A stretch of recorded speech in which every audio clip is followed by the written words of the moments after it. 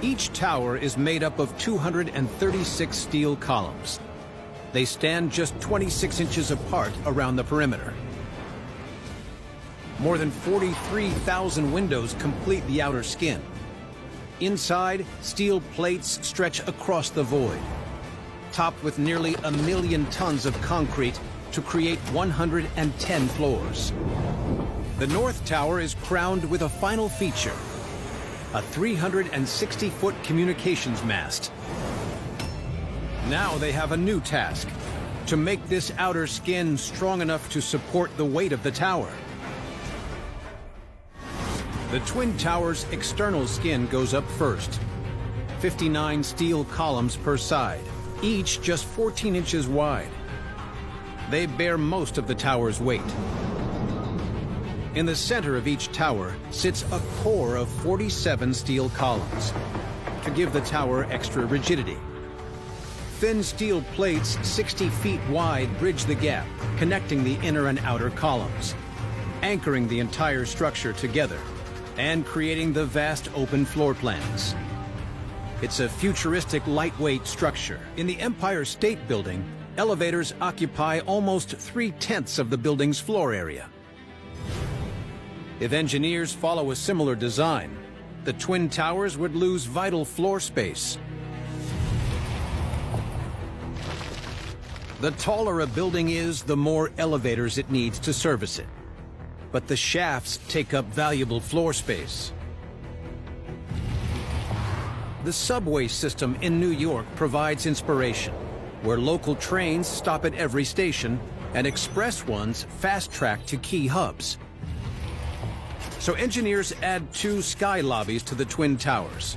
These are special floors where people can switch from a large-capacity express elevator to a local one. So multiple elevators can share the same shaft, increasing the usable floor space. When engineers design the Twin Towers, they protect against a crash from the largest aircraft at the time, a Boeing 707. But the hijacked aircraft are much larger Boeing 767s, carrying 20,000 gallons of kerosene. This jet fuel pours down through the 12 miles of elevator shafts onto other floors, spreading like wildfire. Inside the towers, there are thousands of tons of office furnishings, many of them highly flammable, so the fire spreads unusually quickly. The firefighters soon realized that there was no controlling this blaze, and from then on, it was concentrating on not saving the building, but on rescuing people inside. At exactly 9:59 a.m., almost 2 hours after the first collision, the South Tower collapses in just 10 seconds.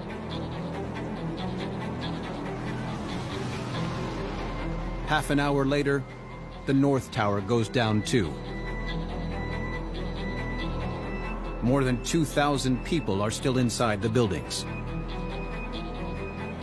It was impossible, I think, for anyone, engineer, tourist, New Yorker, to imagine that these towers could possibly come down.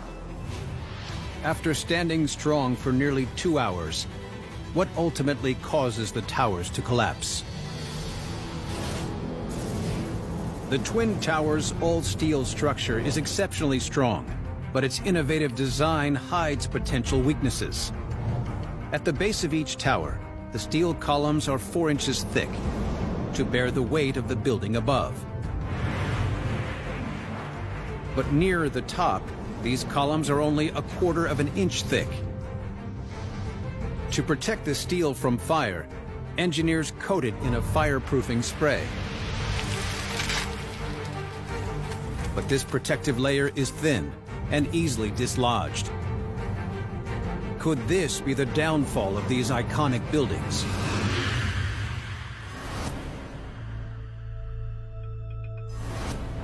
Structural engineer Adrian Brugger investigates if the fire could be the cause of the collapse. The ensuing fire raged inside the building. The impact caused massive swaths of windows to be torn out, and this extra damage created winds that were actually fanning the flames. Although the fireproof coating can withstand the flames, the impact of the aircraft leaves it compromised.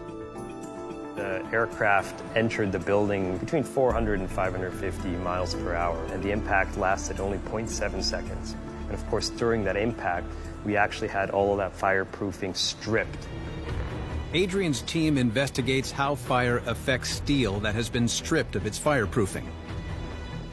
His team uses floor beams identical to those from the Twin Towers. They load them with 1.4 tons of weight to simulate the weight of each floor of the tower. They prepare to heat up the steel beam. We will apply heat by simulating a fire. The temperature of the fire climbs to 1800 degrees Fahrenheit, equivalent to that inside the towers. Now we're heating up the beam with flamethrowers, and you can see the temperature is going up on our infrared camera. We're reaching about 500 degrees Celsius, so that's 800 degrees Fahrenheit. At 800 degrees Fahrenheit, the trusses hold strong, but then they start to show signs of weakness. Now we see a cherry red spot on the beam. That's indicative of about a temperature of 750 Celsius, which is equivalent to 1300 Fahrenheit. The beam is actually deflecting significantly. The steel beam gives way after just 11 minutes at 1300 degrees. Adrian's investigation shows that without fireproofing, the floor beams cannot withstand the high heat and lose their strength. The immense heat pushes the building materials to their limit. These strong materials are not designed to withstand such extreme temperatures.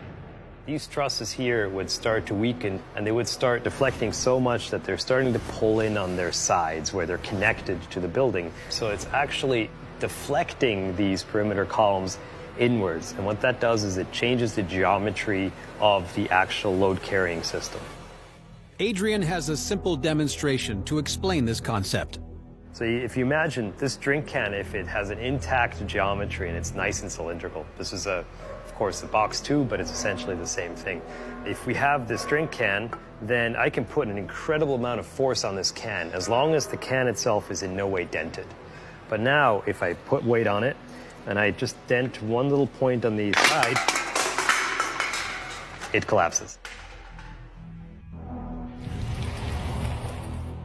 The extreme heat weakens the steel floor plates, causing them to sag, pulling the walls in on each other. The heat also weakens the steel bolts that hold the floors in place, causing each floor to collapse down onto the one below, a process known as pancaking. This catastrophe goes down in history as America's darkest day. The wreckage burns for 100 days.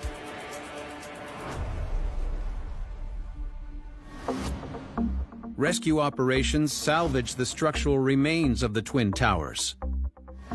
Senior Vice President of the 9/11 Memorial Museum, Anthony Gardner, leads the mission to preserve the Twin Towers structures. 1.8 million tons of debris fill Ground Zero in the aftermath of the attacks. Essentially, it was a 7-story smoldering pile of material that stretched up from street level and then also down 7 stories to the bedrock level of the site where I'm standing today. The scale of destruction is overwhelming. But despite the force, some structures survive the collapse. These elements are conserved on the 9/11 Memorial Site to this day. A display of respect and a place to remember those that lost their lives. One of the columns of the Twin Towers was found intact in its original position. So this is the last column that stood despite the destruction. Rescue and recovery workers adorned it with all these inscriptions and tributes to their fallen colleagues.